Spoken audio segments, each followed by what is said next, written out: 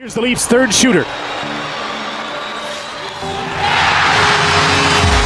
Sundin down in front of the net. Was Tucker. There's going to be a penalty. Sundin got it! A blockbuster. Colossus of a trade. There are players in NHL history who define terror through raw violence. We remember the legendary enforcers like Dave the Hammer Schultz, who broke faces and records with equal ferocity. We remember Gordie Howe, a man built like a bull who turned the elbow into a lethal weapon. But there is another kind of fear, a quiet, heavy dread that comes from realizing you are physically helpless against a giant. When Mats Sundin stepped onto the ice, the atmosphere didn't just change, it solidified. At 6'5" with a reach that seemed almost unfair, he wasn't just a center, he was a physical obstacle that defied the laws of the game. Doug Gilmour once described Sundin as someone who never looked like he was in a hurry and somehow made everyone else feel like they were. That wasn't because of a lack of effort, it was because of a terrifying level of physical control. Most dominant players try to overwhelm you with speed or chaos, but Sundin did the opposite. He used his massive frame to slow the world down until it moved at his pace. From the moment he entered the league as the first European ever selected first overall, there was a target on his back, but the pressure didn't break him, it only made him more inevitable. The terror of facing Sundin wasn't about a single massive hit or a dirty play. It was the feeling of a defender closing in, ready to make a play, only to realize that Sundin had already turned his body into an unbreakable shield. You would lean into him with everything you had.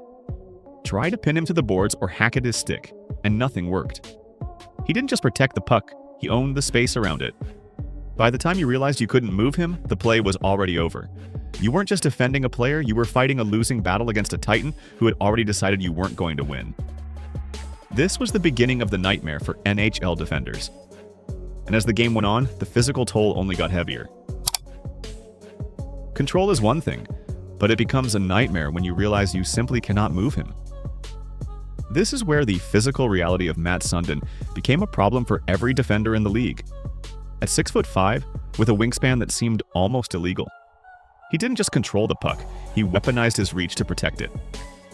Once Sundin established his position, getting the puck back wasn't a hockey play, it was a physical war. Defenders tried everything in the book. They leaned their entire body weight into him, tried to pin him against the boards, and hacked at his legs. Nothing worked. The more they committed to the physical struggle, the more they lost their own balance. There is a sequence that defines this perfectly. Sundin receives the puck in the corner, and two defenders close in immediately. One from behind, one cutting off the lane.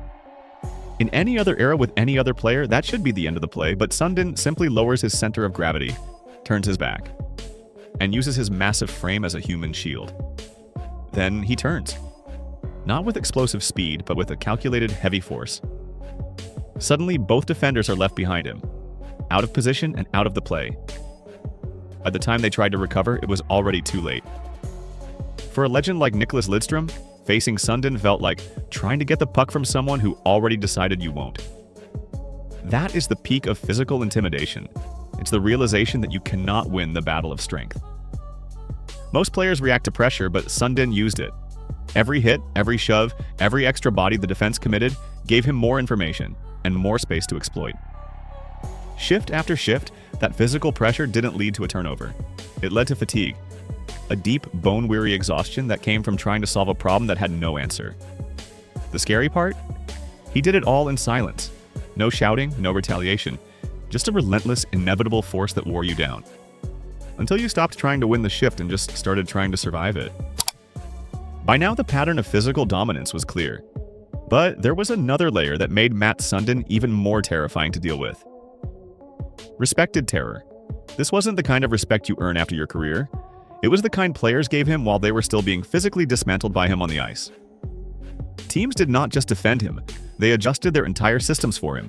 Matchups were abandoned, lines were shifted, and entire defensive units leaned toward his side of the rink, because his physical presence was an inevitable force.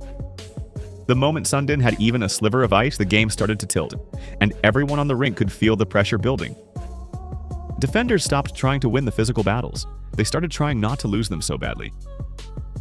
Facing him, it often felt like you weren't trying to stop him anymore. You were just trying to limit the damage he was about to do to your structure and your stamina. That is the ultimate shift. when the opponent stops dictating and starts merely reacting to your physical presence.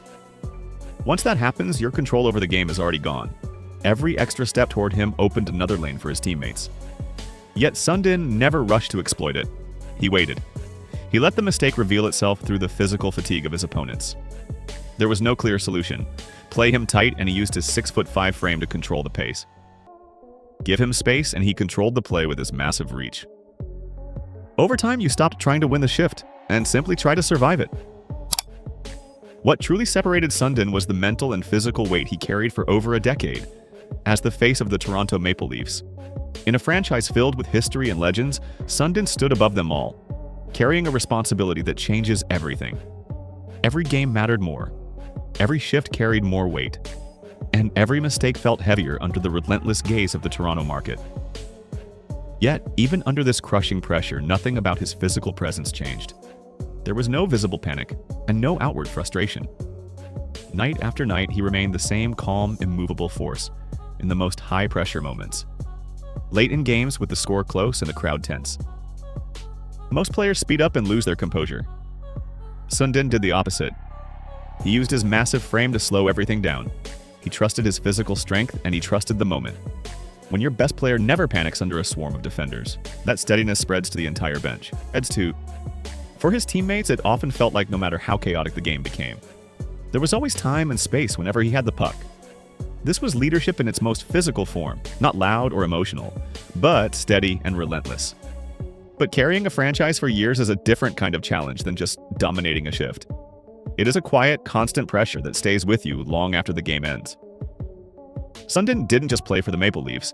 He held the entire organization together through his sheer physical and mental endurance. He was the anchor that refused to be moved, regardless of how hard the storm blew. When you strip away the numbers, the goals, and the career points, what remains is the memory of a physical presence that refused to be moved. Mats Sundin did not just dominate in short, explosive bursts. He stretched his physical control across the entire game. For opponents, it was a slow, grinding realization that they weren't losing in one single moment. They were slowly losing the entire game, one physical confrontation at a time. In the history of the NHL, we usually define terrifying through the lens of raw aggression or devastating speed. But there is a deeper kind of fear that comes from a player who never looks out of control, even when 3 defenders are hanging off his back. Sundin reshaped the experience of everyone on the ice, making veteran defenders feel like children trying to move a mountain. The real impact of a player like Sundin isn't just what you see during the highlights, it's the feeling that stays after the game ends. It is the memory of that quiet, heavy pressure and the sense of inevitability that followed his every move. He left behind a standard of physical and mental composure that very few in the history of the sport have ever reached. So the question remains, was he terrifying because of what he did, or because of how he made every opponent feel while he was doing it? If you have ever faced that kind of immovable force, you already know the answer, because once you experience that level of control, you never forget it. It becomes the benchmark for what a true Titan looks like on the ice. Ultimately, the terror of Mats Sundin wasn't just found in the heat of the battle, it was found in the silence that followed. When a player like Sundin leaves the ice, they leave behind an echo, a reminder that for a decade, one man dictated the physical terms of every game he played. He didn't need the bloody knuckles of a street fighter or the erratic speed of a sprinter to haunt your next match. He did it through the memory of his reach, his strength, and that unsettling, immovable composure. For the defenders who retired alongside him, the stories aren't about flashy highlights. They are about the bruises earned in the corners and the mental exhaustion of trying to solve the unsolvable. They remember the moment they realized that no amount of force could knock number 13 off his stride. That is the final measure of a legend.